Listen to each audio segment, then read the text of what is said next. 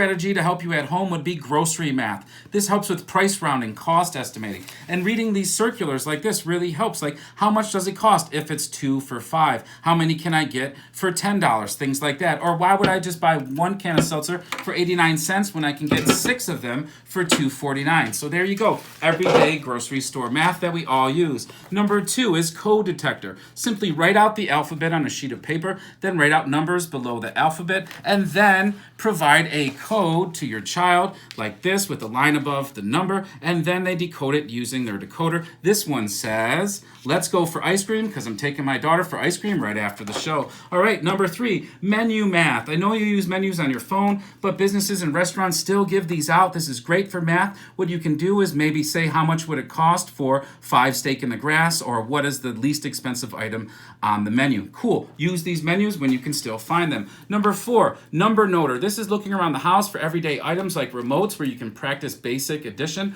or for percentages of daily servings and things like that on the back of peanut butter jars and other food items. Next, moving on to number 5, this requires adult supervision. This is cooking and measuring with things like measuring spoons or measuring cups when you're baking, and saying how much would I need if I had to triple the recipe or cut it in half. Next, let's go down to 100 hoarders. What I've done is taken an old pickle jar and filled it with 100 Legos. So counting to 100 is a huge skill. Use old jars and fill them with 100 pieces of pasta and so on, and make a collection of 100 jars. All right, lastly, this is measure maniacs. This is when you use rulers or yardsticks or these really cool measuring tapes to measure everything and anything, or be a home remodeling helper. My father always told me when I helped him, measure twice, cut once. Very true. So measure maniacs, get going this summer. All right, that's it. This was the Summer Slide Day 3. Keep reading, keep writing. Have an amazing summer, but most importantly, be safe.